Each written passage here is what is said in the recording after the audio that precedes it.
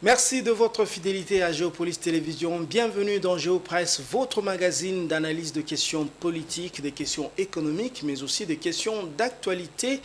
Pour analyser et débattre autour des sujets du jour, nous avons à notre droite, à votre gauche, fidèle téléspectateur, José Junior Owawa. Bonjour José. Bonjour Patrick, bonjour aux téléspectateurs de Géopolis Télévision. Voilà, José Junior qui n'est plus à présenter, il est journaliste ici à Géopolis Forum. Pour débattre avec José Junior Owawa, nous avons à notre gauche Don Momat. Bonjour Don. Bonjour Patrick, bonjour également à toutes et à tous. Voilà, Don Momat, lui aussi journaliste ici à Géopolis Forum. Allez, nous allons dérouler avec le sommaire. À la une, les manœuvres diplomatiques qui s'intensifient localement, mais aussi dans la région pour pouvoir trouver une issue pacifique, politique et diplomatique. À la crise congolaise, nous avons vu le prêtre de la Senko, mais aussi l'Église catholique, aller à la rencontre des acteurs politiques qui comptent, mais aussi au niveau du Parlement, nous avons vu le Sénat et l'Assemblée nationale en session extraordinaire pour pouvoir trouver une issue politique à la crise congolaise. Dans la région, je le disais, le sommet de la SADC est en préparation. Vous le savez, la SADC et l'EAC devraient organiser un sommet conjoint pour pouvoir trouver on va dire une solution à la crise congolaise. C'est les deux sujets concernant la crise diplomatique ou bien la crise sécuritaire à l'est de la RDC. Mais l'autre sujet aussi à la une, c'est le sujet économique. Mining Indaba, la RDC, s'est présenté encore une fois en pays solution sur la plateforme, la grande plateforme, en tout cas le forum qui réunit des centaines d'investisseurs. Mais est-ce que la RDC doit continuer toujours à aller se vendre comme ça? Quelle devrait être la meilleure solution ou bien la meilleure formule pour se vendre comme pays solution? Je poserai la question à mes deux invités. Bienvenue à tous. Messieurs, nous allons déjà commencer notre émission avec cette question. José Junior Owawa, vous êtes témoin privilégié de l'actualité en tant que journaliste, vous êtes observateur. Vous avez vu comment l'actualité a évolué, la crise congolaise, ici maintenant localement, on sent qu'il y a des velléités pour pouvoir sortir de la crise pacifiquement. Comment vous analysez d'abord l'initiative de prêtres de la Senko, mais aussi on va dire les pères spirituels de l'Église protestante, pour pouvoir trouver une issue à la paix? Est-ce que c'est une mission possible? Oui, merci beaucoup Patrick, merci aux téléspectateurs de Géopolis et pour la confiance justement qui ne cesse de nous accorder. En fait, concernant ce dossier de la SENCO, je veux dire les pourparlers ou les consultations que la SENCO a commencé depuis que le directoire de cette organisation de l'Église catholique a été reçu par le président. Ils ont rencontré beaucoup de personnalités. Je vais voir le président de l'ECD, Martin Fayoulou, et d'autres leaders de l'opposition politique. Et peut-être que ça sera aussi ceux de la majorité. C'est une démarche, comme on a dit, toute crise se solde toujours par une résolution autour d'une table. Mais celle-ci a une pondérance, a une particularité d'être une crise sécuritaire liée justement à l'utilisation des armes par les hommes armés.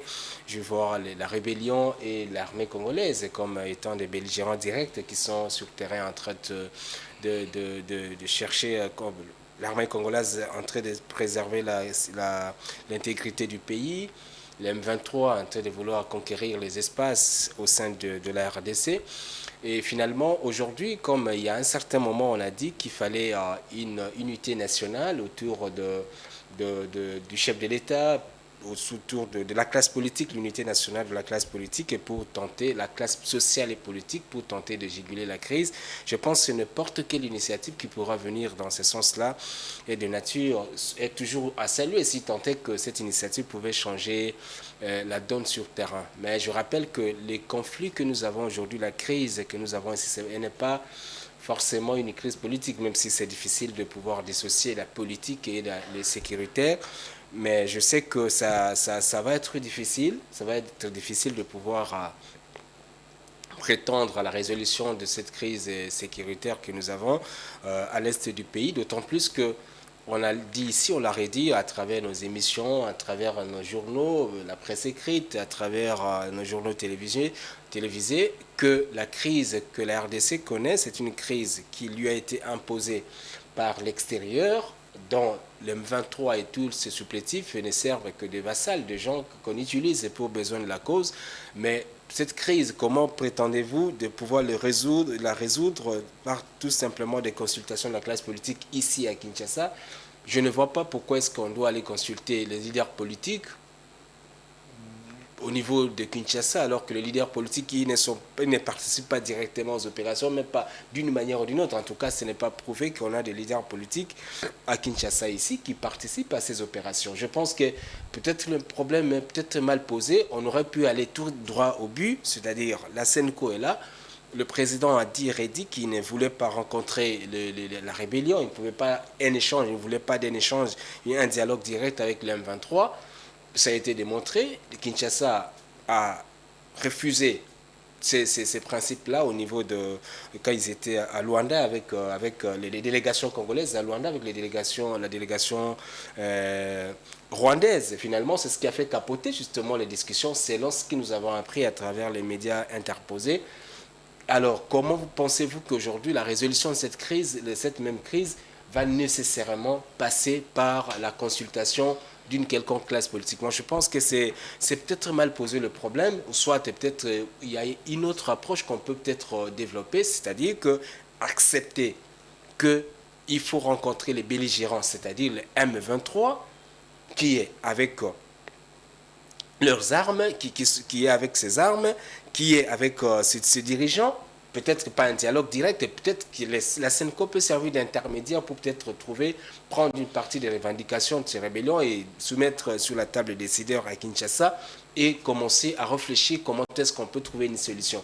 L'unité nationale, je pense que la consultation de la classe politique devait être comprise dans le sens que le président avait demandé l'unité nationale, la mobilisation générale pour résoudre le problème. Si tant est que l'intervention de la classe politique, de leaders politiques au niveau de Kinshasa ici, pouvait permettre à ce que on essaie un peu de conscientiser les gens, on essaie un peu de conscientiser la population.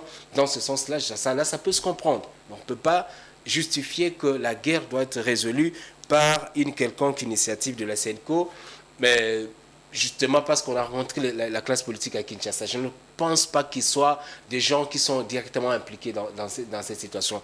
Les belligérants qui sont dans cette situation, c'est le gouvernement congolais représenté par l'exécutif national, en tête duquel on trouve le président de la République qui est le garant de la nation, qui décide sur ce qui va se passer dans le pays.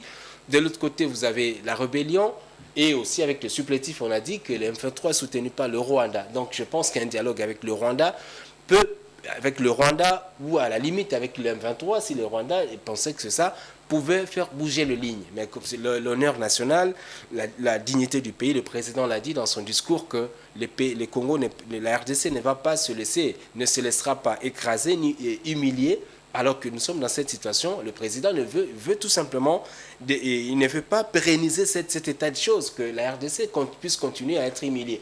D'où ses réserves à pouvoir négocier directement avec le M23, même avec le Rwanda. Peut-être qu'il le fait parce qu'il est peut-être conscient qu'il y a certaines choses qu'il faut encore régler sur le plan sécuritaire, sur le plan de notre système de défense. Mais je pense, comme il a dit, j'ai souscrit à le deuxième volet de son discours. Quand il parle, il dit d'une riposte vigoureuse et coordonnée. Je pense que la solution à la crise, la solution palliative, ça serait le dialogue, comme ils sont en train de faire, peut-être que la SENCO est en train de faire, mais je pense qu'à la longue, la solution serait une solution militaire. Donc une offensive, une riposte. Aujourd'hui, vous avez appris la région de Koursk en Ukraine, en Russie, est toujours contrôlée par les militaires ukrainiens. Quand on sait que sur le plan militaire, l'Ukraine et la Russie, il n'y a pas match. Mais quand même, l'Ukraine a osé attaquer la Russie pour justement peser sur la balance si jamais il y a des négociations. Je pense qu'aujourd'hui, comme l'a dit Mosé Laurent Kabila, que le Rwanda trouvera peut-être des solutions aux problèmes du Congo quand il sera attaqué à un certain moment. Est-ce que c'est ce qu'il faut faire? Est-ce qu'on a les moyens de notre politique? Mais sur papier, on a parlé ici longuement que la RDC avait des arguments sur le plan militaire. Ça reste à prouver ce qui va se passer. Bref, sur le plan de la rationalité, de mon point de vue, le dialogue peut tout simplement détendre les esprits à Kinshasa, mais ça n'est pas de nature à résoudre le problème sur le terrain. Les problèmes sur le terrain doivent se résoudre entre le Rwanda et la via, RDC. à la RDC via l'M23. Très bien.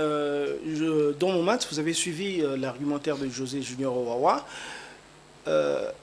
Je rebondis sur ça pour vous poser la question parce que on a vu que des acteurs politiques ont rejoint les rebelles Corneille Nangaa. On a vu aussi que lui-même Nangaa a dit qu'il a des alliés. Nous ne sommes pas dans le secret des dieux pour savoir c'est qui ses alliés ici à Kinshasa, mais il a cité qu'il y a des alliés, qu'il a des alliés à Kinshasa et dans la classe politique. Est-ce que c'est inutile ou bien ce n'est pas efficace pour les prêtres d'aller voir les acteurs politiques? Alors, je vais répondre à votre question, mais permettez-moi de commencer par une petite parenthèse que je vais vite refermer. C'est par rapport au message de la phrase de Corneille Nangaa disant qu'il avait des alliés. Il faut faire attention, en situation de guerre, le rebelle ont souvent des messages propagandistes pour s'aimer le doute, s'aimer la division.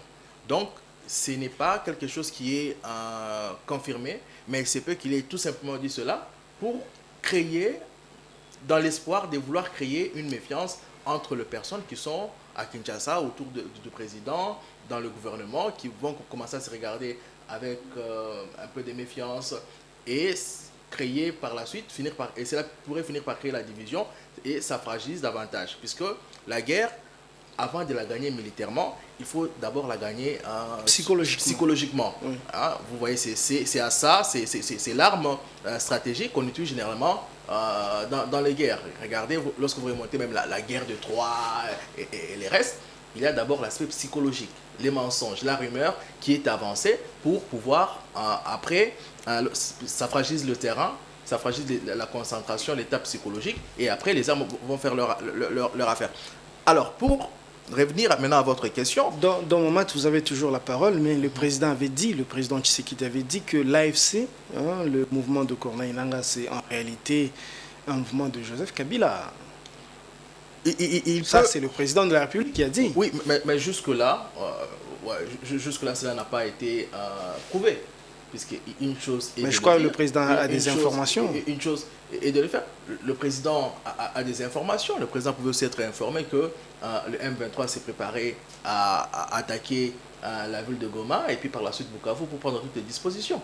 Mais on se rend compte que les rebelles ont quand même connu une marche comme s'ils étaient quelque part seuls. Et donc, il ne suffit pas que de dire, encore faut-il prouver ce qui est avancé. Et ici, nous n'allons pas prendre pour la parole de Dieu, même des choses qui auraient été dites par les présidents. C'est un homme, les services de renseignement peuvent également être faillibles, tout comme elles peuvent être bien documentées. Mais ça, c'est à prouver. Je vais revenir à votre première question, la question principale, à laquelle d'ailleurs M.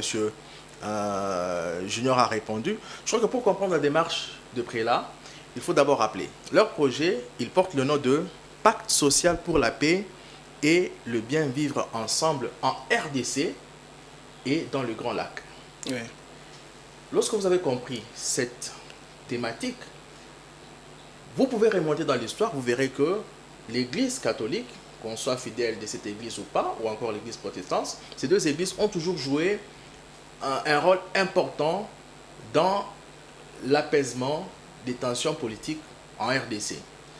Je peux prendre trois exemples très rapidement. Rappelez-vous, en 1991, après les pillages et tout ce qu'il y avait, c'est l'Église catholique qui avait facilité les dialogues entre le politique congolais avec le feu cardinal Monsengo, qui assurait la présidence de la conférence nationale souveraine. En 2002, peut-être qu'on ne le dit pas assez, là encore, l'Église avait facilité la signature de l'accord cadre pour la paix. Et c'est l'Église qui avait milité pour que toutes les parties, en fait, toutes les parties prenantes puissent se retrouver autour de la table. Et lorsqu'on parle de 2002, ce qui va déjà à l'encontre un peu de ce que M. Junior disait, lorsqu'on parle de 2002, on était en pleine guerre. En 2002, il y avait, la RDC était fractionnée. On avait le RCD, le Rwanda qui occupait une partie du pays, l'Ouganda qui en occupait une autre avec le MLC, et le gouvernement occupait sa partie de Kinshasa, Lubumbashi. C'était une guerre où les gens étaient engagés militairement et où il y avait même plusieurs nations qui étaient engagées. On parle de la première guerre, la grande guerre africaine, puisque au-delà du Rwanda, de l'Ouganda et du Burundi, il y avait également l'Angola, les Zimbabwe, qui étaient engagés militairement dans cette guerre. Et l'Église a joué un rôle clé dans les négociations, si on ne le sait pas. Un dernier exemple pour en finir, rappelez-vous, en 2016, au moment où la tension était au sommet, puisque M. Kabila n'avait pas su organiser les élections dans les délais constitutionnels, et au moment où tout le monde doutait qu'il y ait organisation d'élections, tout le monde doutait d'une crise qui devrait naître de la non-organisation des élections. C'est encore une fois l'accord de la Saint-Sylvestre. Moi, je me rappelle encore de ces dimanches-là, où la tension était palpable dans la ville de Kinshasa. On a dû attendre jusqu'à minuit lorsqu'on a entendu dire que voilà, il y a un message, hein, pour un peu le dire de façon un peu amusante, un message au monde et à la nation, comme quoi il y a eu un accord, l'accord de la Saint-Sylvestre. C'est toute la ville et tout le pays au-delà qui a respiré. Et donc, l'Église, la démarche qu'elle a entreprise, c'est une démarche louable. Je peux prendre d'autres exemples à l'extérieur pour vous dire que les armes, d'ailleurs on l'a dit, la guerre, c'est la continuation de la diplomatie par d'autres armes, par d'autres méthodes. Okay? Lorsque vous prenez par exemple Hitler, il a conquis des vastes pans du monde. Je peux vous dire ici que Hitler, partout, ne faisait pas que la guerre. Il allait dire, bah, j'occupe votre territoire, si vous ne voulez pas, on va vous faire la guerre. Et lorsque les gens s'est trouvé dans, le pays s'est trouvé dans une situation où il ne pouvait pas tenir tête, on cédait. Il a envoyé des messages même jusqu'à Londres, et où Churchill n'avait pas voulu céder. Et donc, il y a toujours le dialogue qui précède, qui accompagne la guerre et qui résout la guerre. C'est ce que le prêtre et le religieux sont en train de faire. Et comme je l'ai dit, en commençant par citer l'énoncé du projet qu'ils portent, qui est de la paix et du bien vivre en RDC et dans la région de Grand Lac, ils ont également rencontré le président du Zimbabwe, qui est le président d'exercice de la SADC, tout comme ils ont rencontré le président du Kenya, Uhuru Kenyatta, qui est le président d'exercice de l'EAC, pour solliciter de leur collaboration et leur soutien à leur démarche. C'est-à-dire qu'en même temps qu'il y a une consultation interne, il y a également une consultation externe. Pourquoi doit-il y avoir une consultation interne? On est en RDC, on ne peut pas se cacher la face. Lorsque vous prenez par exemple le premier mandat, la première année du second mandat du président de la République, même au sein de l'Union sacrée, lorsqu'il y a eu par exemple évaluation des 100 jours, tout le monde, ou presque tout le monde, était d'accord sur le point que le pays n'avait pas avancé. On parle ici de la situation sociale, du pouvoir d'achat de la population. On a vu que malgré ce qui a été fait, il n'y a pas eu d'impact sur ça. Il y a eu des tensions. Rappelez-vous, aujourd'hui, il y a des gens qui sont emprisonnés pour leurs opinions. Même si on ne veut pas les dire ainsi, mais pourquoi Jean-Marc Aboun se retrouve aujourd'hui en prison? Pourquoi Moukébé se retrouve aujourd'hui en prison? Pourquoi? Il y a, et certaines, c'est tard, on ne peut pas leur concéder ça, mais il y a des gens qui se disent être aujourd'hui en exil à cause du pouvoir, même si on ne peut pas affirmer cela. C'est-à-dire qu'il y a en même temps, dans le pays, il y a une crise du point de vue économique, parce que la population ne se retrouve pas, et en même temps, du point de vue de la gestion du pays, cela a dû créer des tensions entre acteurs politiques. Et donc, lorsque vous voulez engager, lorsque vous engagez à une paix, il faut quand même essayer de travailler sur ces deux contextes et en même temps travailler à l'extérieur pour ainsi parvenir à avoir une paix. Mais bien sûr, cela, si je ne dis pas que cela aura les succès attendus, puisque même quand on regarde la conférence nationale souveraine, on sait qu'elle a été sabotée puisqu'il y a eu un troisième larron. M. Laurent Désiré Kabila et son AFDL. On sait que l'accord de Saint-Sylvestre, après il y a eu des organisations bien sûr en 2018, mais des élections qui ont été décriées, on ne peut pas garantir que cela va à tout prix apporter aboutir à un succès. Effectivement. Voilà, on va donc évoluer dans le débat, mais on a vu aussi qu'à l'Assemblée nationale, à l'Assemblée nationale et au Sénat, donc le Parlement, sur demande du président de la République, les deux chambres se sont concertées ou bien ont ouvert des sessions extraordinaires pour pouvoir formuler, en tout cas réfléchir et formuler des propositions pour une sortie de crise, on va dire propositions diplomatiques et politiques. Déjà, cette démarche-là a été très mal commentée parce que le président de l'Assemblée nationale, Vital Kamerhe, a dit clairement que le président veut négocier. Pourtant, le président avait promis une riposte. Bien que le président de l'Assemblée nationale a dit que l'option militaire est encore sur la table, mais on a vu que dans l'opinion nationale, même chez les députés, il y a eu une interprétation un peu qui a été diversement commentée. Vous, en tant que journaliste, comment vous voyez tout ça? Est-ce que le président de l'Assemblée nationale, est-ce que c'est une différence d'approche entre le président de l'Assemblée nationale et le président de la République? Merci beaucoup. Je pense qu'avant de répondre à votre question, je voulais commenter un tout petit peu ce dont est en train d'avancer. Vous voyez, par exemple, quand il parle de Goma, oui, effectivement, il y a eu des combats à Goma, mais on a constaté finalement qu'il y a la présence toujours massive de l'armée rwandaise dans la ville, ce qui montre qu'il y a une certaine supériorité lors des opérations, mais ils ne sont pas promenés, les Rwandais ne sont pas promenés dans Goma. Il y a eu des affrontements, par exemple le journal The Guardian, le Britannique, vient de publier une enquête dans laquelle on montre qu'il y a au moins 1000 militaires. Je n'ai pas parlé de Goma, mais j'ai parlé de la situation de façon générale. De manière générale. Avant d'arriver à Goma, ils ont avancé sur un certain nombre de territoires sans pour autant y rencontrer une résistance aussi importante que ça. À Goma, ce que vous dites est plutôt vrai. Oui, donc même sur le long des chemins, parce que les 23, depuis 2021 jusqu'en 2025, pour ne faire à peine que quelques kilomètres de Bunagana jusqu'à Goma, ça veut dire que c'est quand même à un certain moment, il y a une certaine résistance, une grande résistance. Mais là où je suis d'accord avec vous, c'est qu'on s'attendait à plus que ça, que la RDC devait reconquérir les territoires et que les rebelles ont occupé, ce qui n'était pas encore vraiment le cas, mais en tout cas, si les FARDC ont pu reconquérir certains territoires, certaines agglomérations ou certains villages, ce n'est pas vraiment flagrant, c'est pas vraiment, ça fait pas d'abord écho. Là, je suis d'accord avec lui, mais au moins, l'armée combat sur le terrain. L'armée, je vous ai parlé de plus de 1000 morts. Aujourd'hui, c'est certifié. 1000 morts du côté rwandais. Du côté rwandais, on parle de 1000 morts de militaires rwandais dans la ville de Goma, rien qu'à partir du 27 décembre. Donc, le 7 janvier.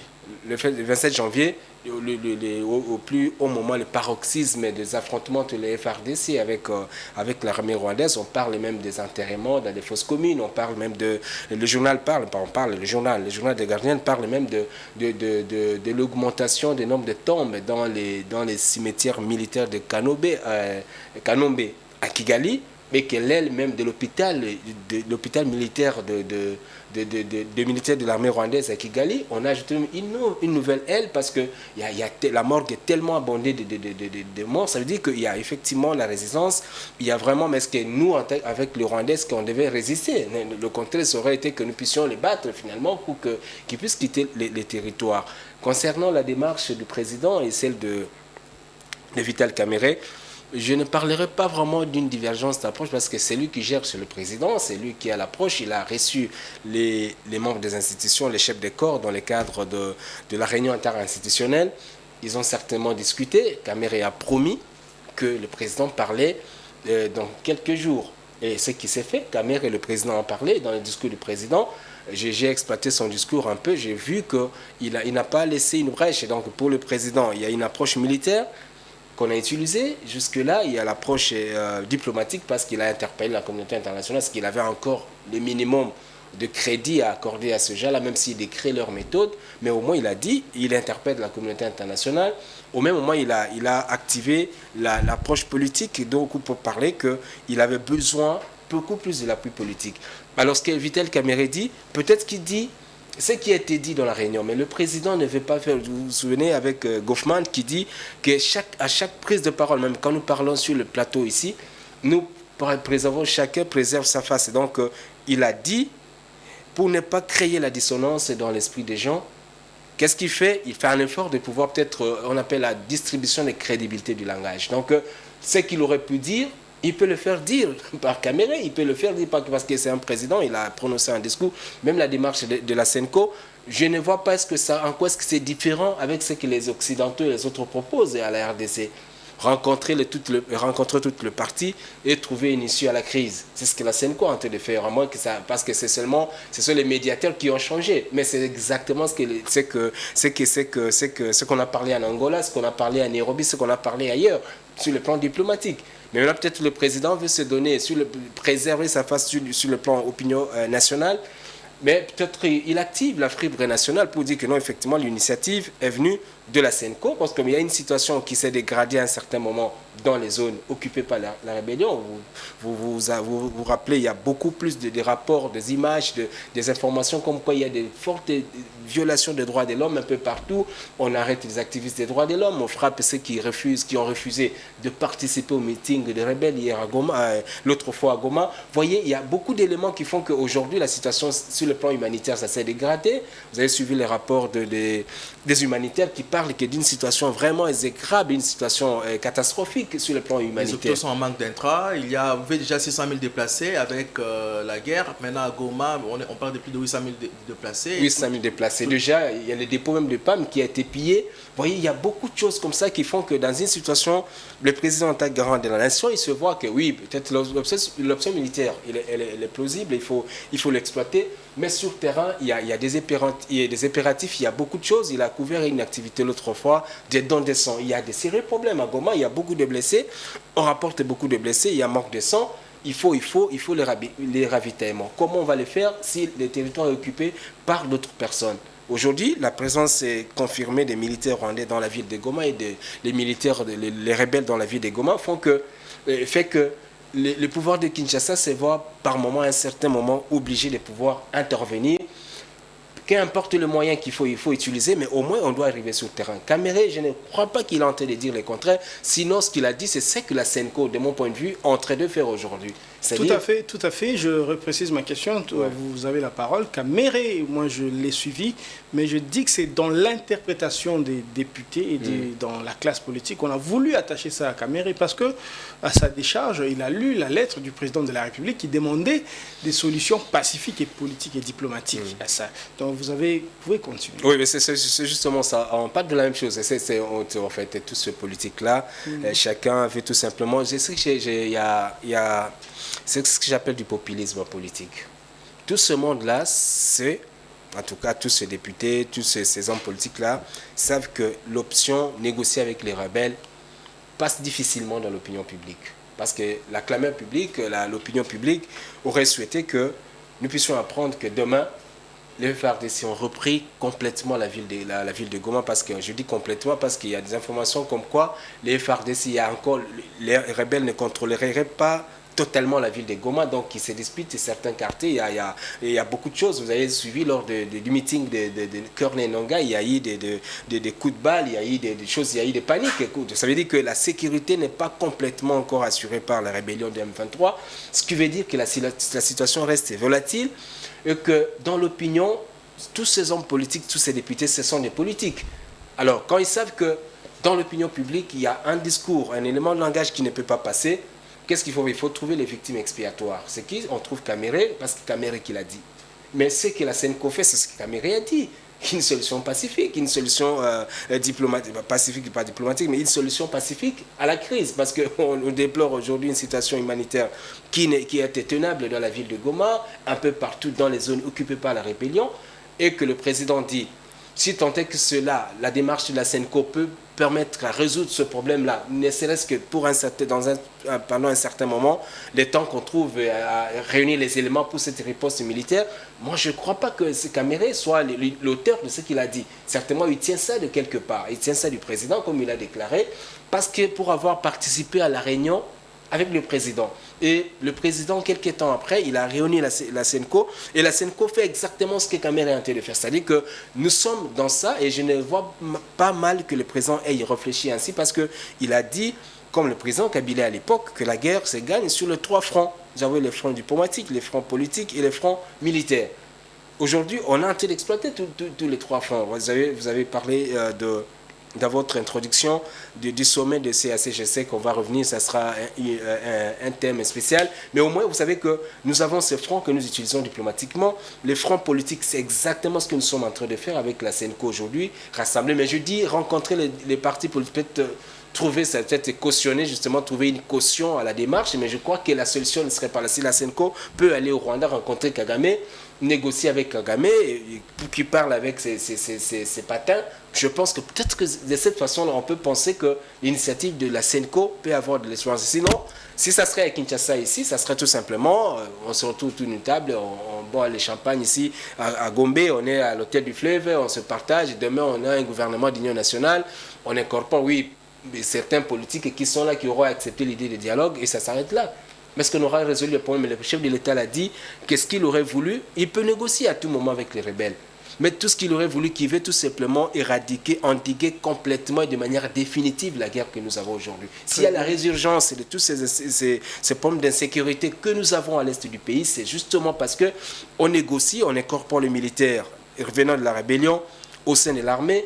Et je ne vous sais pas moi le premier à parler de cette situation des infiltrations au sein de nos forces de défense et de sécurité. C'est parce qu'il y a ces opérations de brassage, le président a les rapports les plus fouillés que ce que j'ai, pour dire que ce sont des situations qui vont nous remettre dans la situation antérieure de ce drame. Nous n'allons pas évoluer parce que c'est la case de départ. Okay. Et comme cela ne peut pas être peut-être possible sur le plan militaire aujourd'hui, peut-être qu'on est en train de réfléchir autrement. Mais je ne crois pas, je redis que le discours de Caméré, c'est un discours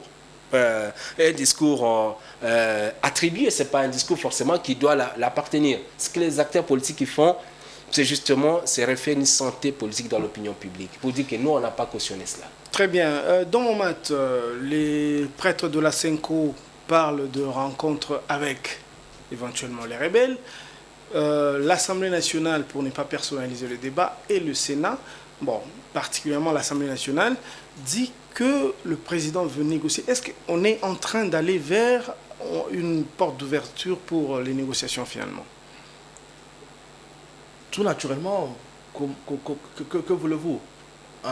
On a dit, redit ici que, et ça c'est un secret de polichinelle, même les guerres les plus horribles finissent toujours autour d'une table. Oui.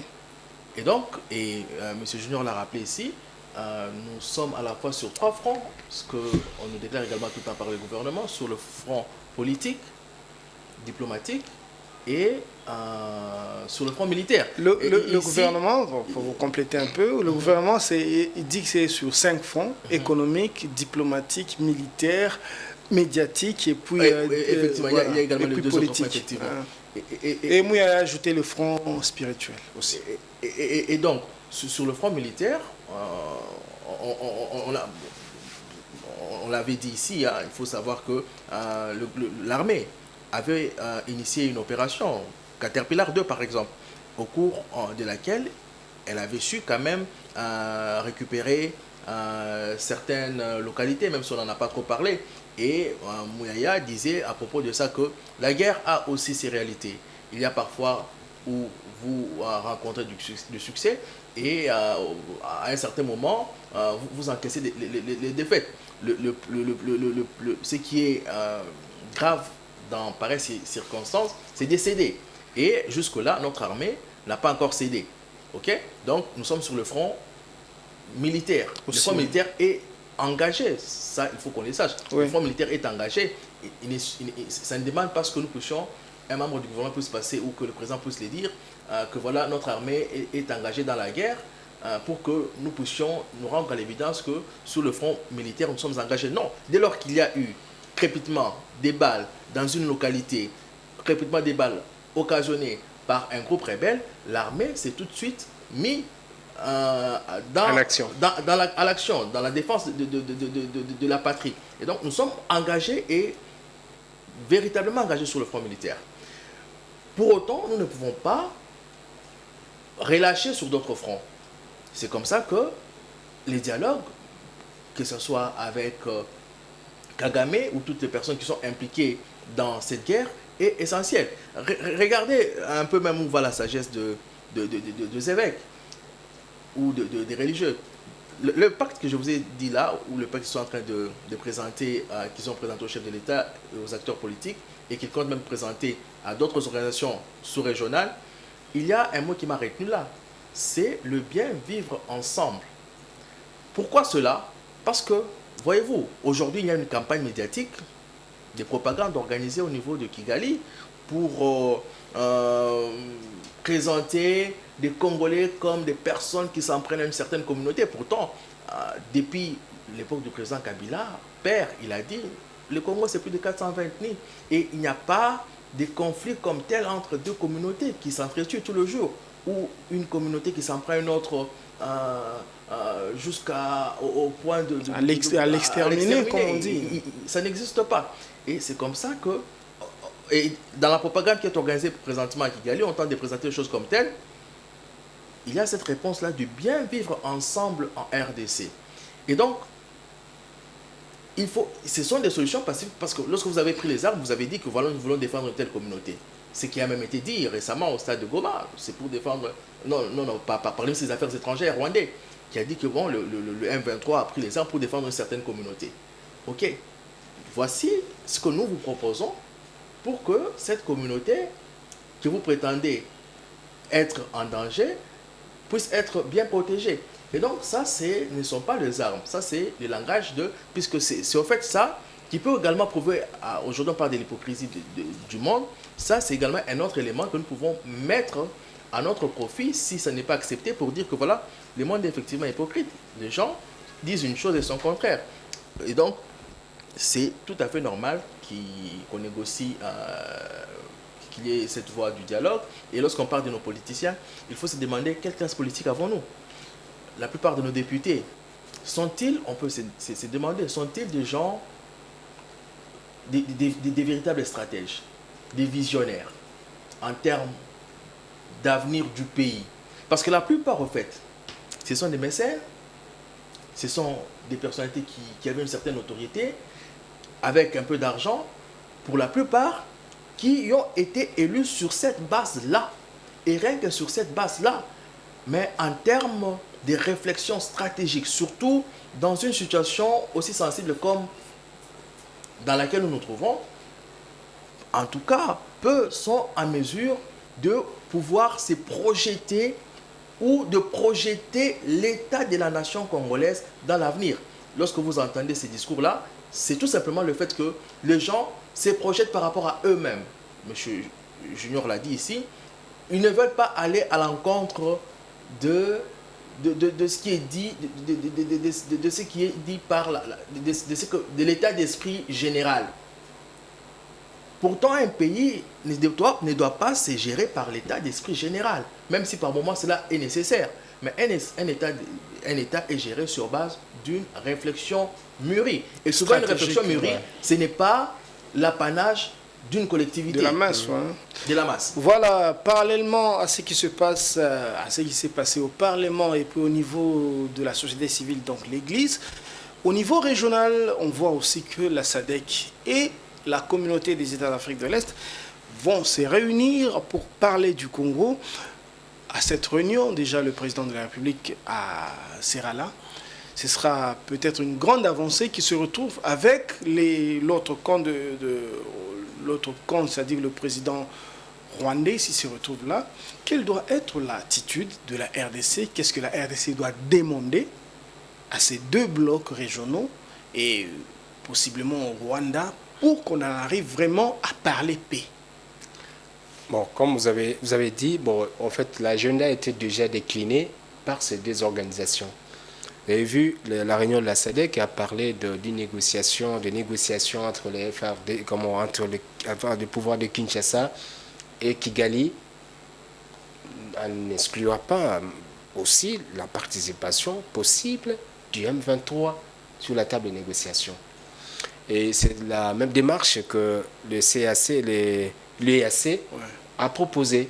Donc je ne vois pas un élément nouveau, peut-être sur le plan de la symbolique, que le président Tshisekedi et Kagame puissent se rencontrer, se resaluer, comme ça faisait longtemps qu'ils n'ont jamais plus été, oui, ils n'ont plus jamais été ensemble, pour se regarder en face. Il y a une situation financière, une situation sécuritaire qui se dégrade, on ne le dira jamais assez. Mais autour de cette table, ils ont besoin de se parler des vrais problèmes qui se posent au niveau de la sous-région. Kagame, pour lui, il justifie la présence de ces militaires justement pour contrer les velléités d'occupation de son territoire. Je parle d'occupation, la reprise de son pouvoir par les citoyens de l'ethnie Hutu dans ce pays. Il estime que les FDLR qui sont dans la RDC, ce sont des éléments qui gênent son pouvoir. Et ces éléments, selon lui, sont soutenus par le pouvoir de Kinshasa, qui les intègre même au sein de son système de défense et de sécurité pour combattre les militaires du M23 et faire des actions subversives au sein de sa communauté, même au-delà des frontières congolaises, donc dans le Rwanda. Vous voyez ça? Donc déjà cette situation pose problème. Et aujourd'hui, pour le président Tshisekedi, Kagame est sur le sol congolais justement pour l'exploitation des minéraux du pays. C'est pourquoi il soutient le M23, il soutient tous les groupes armés dont on lui attribue la paternité. Face à ces deux situations, vous avez une communauté internationale, une communauté régionale, je veux dire la SADC et les AC, où dans la SADC d'abord, c'est la première puissance économique continentale, en tout cas l'Afrique noire, c'est d'abord la SADC, il y a tous les pays les plus riches, l'Afrique du Sud qui est là, vous avez l'Angola, la Namibie, tous ces pays-là, c'est une puissance économique. Et aujourd'hui, dans la sous-région de la SADC, le président Tshisekedi a deux alliés. Vous avez l'Angola, qui par moment c'était médiateur, c'était un facilitateur médiateur. Vous avez l'Afrique du Sud, même si on a appris tout à l'heure qu'il menacerait de retirer ses militaires, tout ça qui déclarerait qu'il serait à un certain moment encerclé par les rebelles et tout consort. Mais au moins, vous avez le soutien politique de l'Afrique du Sud. Vous avez au moins l'attitude positive de l'Angola vis-à-vis de la RDC, parce que tout le monde, tous deux, reconnaissent l'agression, l'injustice de la communauté internationale face à ce qui se passe en RDC. Vous avez du côté du Rwanda, vous avez les relations qui ne sont pas très bonnes entre Tshisekedi et le président du Kenya. Le président du Kenya, M. Ruto. Vous avez dans cette région, vous avez Nkurunziza, le président Ndayishimiye, paix à son âme, l'ancien président du Burundi. Le président Ndayishimiye qui soutient le président Kabila et le président Tshisekedi, donc un allié dans la sous-région. Dans cette même sous-région de l'EAC, vous avez le président Museveni, dont les relations semblent un peu, il y a une certaine ambivalence dans son attitude. C'est-à-dire que par moment, son fils particulièrement, le général Muhoozi, qui est le chef de l'armée ougandaise, qui a des prises de position qui contredisent malheureusement ce que son père serait en train de faire, parce que l'Ouganda a envoyé officiellement ses militaires en RDC pour traquer les ADF NALU. Et par moment, vous avez dans des tweets et dans ces communications un peu non organisées, non encadrées de chefs d'armée, de l'armée ougandaise, il y a une certaine sympathie de l'Ouganda par rapport au M23, par rapport à tout ce qui s'est fait à l'est du pays. Vous avez dans cette situation-là, c'est une constellation d'intérêts qui se retrouve ce samedi à Dar es Salaam pour discuter. Et aussi, dans l'entretemps, dans ces deux blocs, il faut y avoir le bloc qui doit peser pour peser sur la balance et proposer ces initiatives pour que son idée puisse passer sur la balance, donc à l'issue de ces échanges. Au finish, toutes les deux parties, Kagame, oui, il semblerait prétendre qu'il est puissant, il est ceci, mais à un moment, il y a un certain essoufflement au niveau de Kigali, je vous ai dit tout à l'heure qu'il y a un journal qui a publié qu'au moins 1000 militaires rwandais ont été tués ce jour-là, donc pendant les opérations à Goma. Et certainement, au-delà de ce militaire, vous avez beaucoup de blessés dont on a dénombré, notamment dans Goma et dans la ville de Kigali et d'autres villes, où les structures hospitalières prennent en charge ces éléments. Donc, vous voyez, c'est ce tableau-là, dans ce tableau-là, face à ce tableau-là, que vous trouvez les deux dirigeants doivent se parler et regarder la réalité en face. Qu'est-ce que nous faisons? Oui, nous devons avancer. Mais avancer à quel prix? Parce que pour Kagame, la paix passe entre autres par la négociation entre les pouvoirs de Kinshasa et la rébellion du M23. Malheureusement, dans le discours de Corneille Nangaa à Goma, il dit que son objectif n'est plus Goma, mais ça devient Kinshasa. Vous voyez que l'agenda politique a évolué. C'est-à-dire, ça peut être aussi une façon de communiquer, mais pour lui, c'est-à-dire, il ajoute des nouveaux éléments sur la balance. Vous savez qu'il est traqué ici avec tout ce qu'il y a comme mandat d'arrêt international, il y a des biens qui sont confisqués. Peut-être dans son discours, il veut adopter une posture de quelqu'un qui demande trop pour justement, lors des négociations possibles, peut-être lors de ces médiations, qu'il puisse avoir son cahier de charge, d'abord une histoire personnelle, parce que vous savez qu'au début de la rébellion du M23, l'agenda du M23 a été modifié avec l'arrivée de Corneille Nangaa à la tête de cette rébellion. Parce qu'au début, le M23 n'avait qu'un agenda communautaire. Nous contrôlons Bunagana, on contrôle quelques mines de Rubavu et d'autres mines qui sont tout autour de cela et on exploite. C'est pas ce qui a été dit, mais au moins nous défendons la communauté. Mais on sait qu'il y a beaucoup de minerais là-bas et dont on accuse les multinationales de pouvoir tirer profit de cette insécurité. Mais à l'arrivée de Corneille Nangaa, vous avez un agenda politique clair. Les ambitions de l'organisation ont été évoluées. D'où la direction politique qui lui avait été confiée. Donc, au-delà de la protection de la communauté qui était l'agenda principal, la motivation principale de toutes les rébellions depuis CNDP jusqu'à aujourd'hui, parce que tous prétendent défendre la communauté Tutsi congolais. Mais aujourd'hui, vous avez cette rébellion qui dit, non, est-ce que vous voulez que je puisse m'arrêter à Goma? Non, vous n'arrêtez pas à Goma, vous allez à Kinshasa. Vous voyez qu'il y a un agenda politique qui devient un agenda national.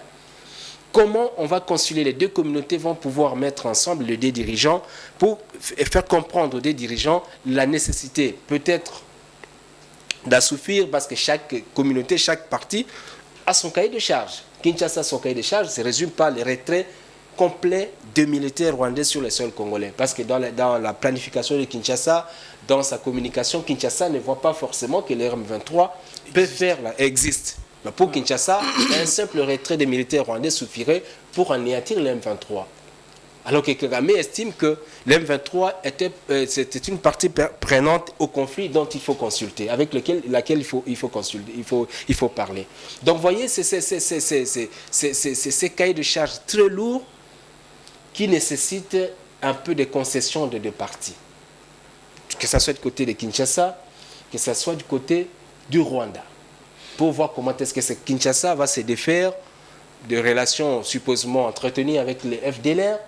Est-ce que Kagame va se défaire de relations possiblement pour Kagame, c'est approuvé, c'est étayé, c'est prouvé par la communauté internationale, notamment les Nations Unies qui disposent des images satellitaires et tout ce que vous connaissez comme élément de preuve contre Paul Kagame dans son soutien au M23. Comment est-ce que les deux dirigeants vont se battre avec tous les face à ces tableaux que je viens d'épingler pour pouvoir trouver la solution? Parce que du côté du M23, si jamais il y a des négociations directes avec le M23, sachez que le M23 demanderait, selon ce qu'on a lu, le M23 demanderait l'intégration de ces éléments au sein de l'armée congolaise. Est-ce qu'on a connu depuis le FDLR? Ce qui est déjà annulé par la loi votée à l'Assemblée nationale. Et effectivement.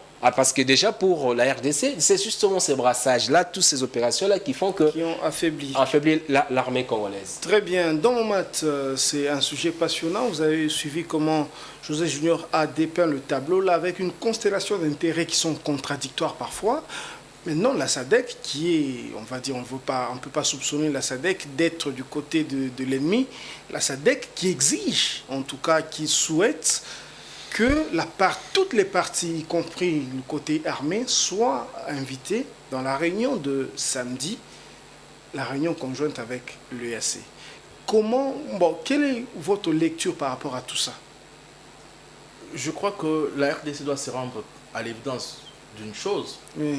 C'est que la plupart des pays membres de ces deux communautés-là ont opté pour une résolution pacifique. Et une résolution pacifique, malheureusement pour Kinshasa, passe par l'invitation du M23 autour de la table de négociation. Ça nous revient à nous, puisque, on l'a dit, le président ne veut pas qu'il y ait bain de sang qu'il y ait des Congolais qui meurent. Il y en a déjà eu beaucoup. On parle de 3000 pour l'instant. Et on dit que les chiffres peuvent évoluer jusqu'à 10 000. Voilà, 3000 pour le dernier combat de Goma. Oui. Mais avant Goma, il y avait Kibumba, Oui, il y avait oui, Kichanga, oui, il y avait oui. Kanyaba, il y avait Et donc, toutes les localités. Parce que avant. le président s'inscrit dans une logique où il ne veut pas que les soins des Congolais puissent. Excusez-moi un moment, parce que vous vous souvenez, il y a un rapport que j'ai lu, là, une réquisition d'informations, que la CPI a demandé à toute personne qui détiendrait des informations sur les cas de violation des droits de l'homme, et cas de, comment, lui c'est pas le droit de l'homme, lui c'est tout ce qu'il y a comme violation, Crime de guerre, crime contre l'humanité, c'est-à-dire qu'il y a des informations comme ça qui montrent qu'effectivement il y a eu beaucoup plus de morts que nous connaissons. Effectivement, Voilà, parce qu'on parle de crimes, boucherie, voilà. on parle de carnage, ce ne sont pas des mots qui sont dits juste pour le plaisir, juste pour mettre le Rwanda au dos contre mur, mais ce sont des mots qui sont employés sur base d'informations certifiées. Ok? Et donc, le président est dans une logique où il ne veut pas qu'on continue dans ce sens-là. Le sang d'un Congolais est cher et le président veut en préserver. Je crois qu'il y aura de la part de Kinshasa peut-être un peu de modération, puisque, à mon humble avis, la finalité de ce sommet sera peut-être de concilier, puisqu'il y avait deux processus en cours, celui de Nairobi, qui a été bouté en touche par la RDC, et celui de Luanda. Je crois que, idéalement, ces sommets voudraient concilier les deux processus pour le mettre en un et voir comment les choses vont évoluer. Et je crois que on va aller dans ce sens-là.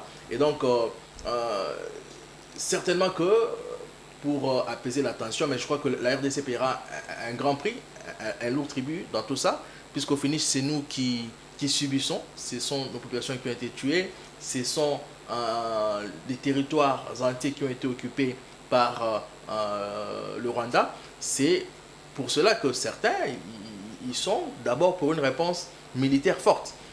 Mais cela dit, il faut aussi de notre part, en tant que Congolais, pour le politicien, comme je le disais tantôt, de savoir envisager les choses, de voir un peu plus loin, d'anticiper, surtout d'avoir ces pouvoirs-là d'anticiper.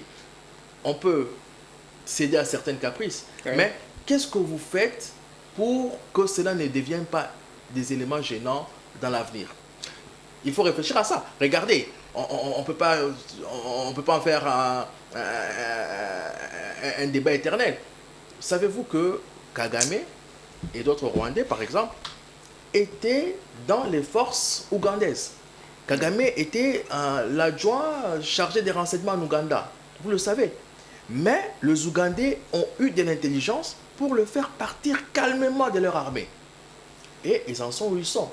Nous aussi, on doit avoir cette capacité-là de pouvoir, par moment, accepter certaines défaites, mais tout en préparant que ces défaites-là, à la longue, puissent se transformer en opportunités pour nous, pour vaincre. Très bien. Donc, vous avez parlé de ces sujets-là qui sont des sujets passionnants, mais ces sujets, j'ai retenu dans vos deux argumentaires qu'il y a aussi à côté de ces sujets-là la question économique, parce que les rebelles, en réalité, ils profitent aussi pour exploiter illégalement les mines. Aujourd'hui, c'est un prix de 1 million mensuel de dollars qu'ils récoltent dans les mines, puisqu'avec la seule mine de Rubaya, ils étaient en 800 000 mensuellement. Très bien, j'étais en train donc de chercher une transition pour aller vers le dernier sujet. En tout cas, il nous reste très peu de minutes, mais on va quand même en parler. La question minière, Mining Indaba a été une vitrine pour la RDC. Cette année, c'était la 31e édition et la RDC a été très bien représentée. Mais José Junior Wawa, c'est vrai qu'il nous reste très peu de temps, en quelques 2 minutes. Quelle doit être vraiment la stratégie pour la RDC? Est-ce que c'est seulement aller s'exposer dans une vitrine d'autrui? Et où est-ce qu'il faut que la RDC soit vraiment la plateforme qui attire localement des investisseurs pour leur parler du pays? Bon, la RDC, ça entre en ligne de compte d'une politique globale qui doit se faire sur le plan de la communication, du marketing du pays. On le dira assez, vous voyez, de pays qui achètent des espaces à travers les clubs de football. Il y a des pays qui achètent des espaces à travers beaucoup plus d'autres plateformes pour se vendre. La RDC dispose suffisamment d'espace pour se faire vendre, mais le plus grand espace à travers lequel la RDC doit se vendre, c'est d'abord le pays lui-même. Oui. Comment imaginez-vous que des investisseurs puissent venir dans un pays dont la caricature internationale présente comme étant un pays en guerre, un pays dont on ne peut pas investir, un pays dans lequel on peut à tout moment perdre tout ce qu'on a investi, on peut piller dans des zones qui sont occupées. Vous voyez, tout ça, c'est une réflexion qui doit être une réflexion globale inscrite dans ce qu'on appelle la stabilité politique institutionnelle. Donc, si vous avez cette stabilité sur le plan politique, sécuritaire, institutionnel, une bonne image de notre diplomatie, ça peut intervenir. Parce que ce qui s'est fait en Afrique du Sud, ça peut être peut-être des petits groupes qui peuvent venir investir au pays, mais des grands groupes avec des milliards de dollars, ça sera un tout petit peu difficile face à un contexte qui est le nôtre aujourd'hui, les contextes marqués par l'insécurité. Bien sûr, c'est localisé d'abord dans une partie du pays, à l'est du pays, particulièrement dans les zones du Kivu, mais au moins, quoi qu'on soit à 2500, 3000 km de là, mais c'est le pays. Quand on parle de Goma, on commence par la RDC, une province qui s'appellerait la province du Nord Kivu, et la ville qui s'appellerait la ville de Goma. Et c'est là des répercussions ici, puisque quand la Goma est tombée, il y a eu marche, il y a eu des pillages. Effectivement, donc c'est une situation générale qui fera que si jamais on ne règle pas la situation les problèmes d'une manière générale, ça sera très difficile que nous puissions mobiliser. Il est vrai, il y a certains investisseurs qui viennent, qui osent investir de leur argent, qui prospèrent, heureusement pour eux, dans ce pays ici, qui créent des emplois, qui créent des revenus, qui paient leurs taxes pour l'économie congolaise. Mais de manière générale, tant qu'on aura cette instabilité dont on parle, vous n'aviez même pas à chercher de transition, parce que la transition était là déjà, parce que tout est lié. Tout est lié. Aujourd'hui, vous n'allez pas dire à quelqu'un qu'il y a le coltan dans les zones de Kivu, la personne va aller avec ses milliards, même s'il a vraiment besoin de jeter l'argent pour aller là-bas, parce qu'il estime dans la caricature qui a été présentée pour lui, Goma, c'est une zone occupée. Le nord Kivu, c'est l'insécurité partout. L'est du pays, de manière générale, c'est l'insécurité. Donc je pense que c'est une situation qui devrait être résolue de manière générale comme ça. Très bien, dans mon mat, on va finir avec vous. Mining Indaba, la plateforme pour se vendre, la RDC a toujours été là. C'est la 31e édition. On a bien vu que le ministre des Mines, il y a toutes ces structures qui ont été présentes. Mais est-ce qu'on doit toujours continuer comme ça? Est-ce qu'il ne faut pas changer peut-être la manière de présenter la RDC minière? Je crois que pour répondre à votre question très rapidement, reprendre d'abord certaines statistiques. Voyez-vous, la RDC, c'est la grande forêt après l'Amazonie. Ouais. C'est notre potentiel agricole fait en sorte que nous pouvons nourrir 2 milliards de personnes. Nous avons plus de 1100, à peu près 1100 minéraux identifiés ici, dont la moitié considérée comme stratégique. Et donc nous pouvons à la fois nous investir dans le mine, et en même temps avoir une économie diversifiée qui porte sur l'agriculture et la préservation même de la planète. Ceci signifie quoi? Pour moi, je pense que on a eu des états généraux de la presse, on a eu les états généraux du portefeuille, on a eu les états généraux de la justice. Moi, je pense que s'il doit y avoir d'autres états généraux, ça doit être des états généraux de l'ensemble du pays tout simplement. Il faut qu'un jour on arrive à nous asseoir, à ne pas réfléchir pour 1 année, 2 ans, 5 ans, comme on le fait actuellement, pour savoir comment est-ce qu'on va se positionner, pour conserver le pouvoir, pour changer la constitution, on doit s'asseoir effectivement pour nous projeter et voir le Congo dans 10 ans, le Congo dans 20 ans. Les jours où on va mettre cette donne-là dans notre façon de réfléchir, les gens n'iront plus. On peut toujours y aller à Indaba, c'est bien parce que chaque pays offre des opportunités. Vous pouvez venir, même si vous êtes les États-Unis participent également à d'autres forums où ces investisseurs, plutôt, où ces citoyens vont présenter les opportunités qu'il y a aux États-Unis qui sont peut-être méconnues, même si les États-Unis sont une grande puissance, une puissance médiatique également. Et donc, ça n'empêchera pas. Mais nous pouvons, de par notre sérieux dans le travail, dans l'organisation de notre société. Tout à l'heure, on parlait de l'instabilité, des choses qui devaient être réglées. Donc, dans l'organisation de notre société, on peut arriver à faire venir les investisseurs sans tout le temps nous déplacer. Et Dieu merci, cette fois-ci, peut-être à cause de la guerre, beaucoup des membres du gouvernement n'ont pas fait des déplacements. On fait déjà plusieurs déplacements, ce qui coûte au trésor public beaucoup d'argent. Heureusement que cette fois-ci, la Première ministre a fait une intervention à partir de la primature, c'est bien. On voit qu'on peut également mettre les nouvelles technologies au service du pays pour régler la question de la réduction des dépenses publiques. Voilà la rationalité dans la dépense, comme disait l'ancien ministre des Finances Nicolas Kazadi. En tout cas, Géopresse, c'est ici la fin du parcours. On a beaucoup débattu. Nous avons en tout cas le réel bonheur d'avoir deux co-débatteurs chevronnés ici, dont Matt et José Junior Wawa. Nous avons parlé politique, sécurité et mine. Toutes ces questions-là sont liées et on espère avoir apporté un peu de lumière dans le débat ambiant qui secoue la société congolaise. Géopresse, on va se quitter avec l'espoir de se retrouver la semaine prochaine. Ce sera toujours avec le même plaisir. À la semaine prochaine.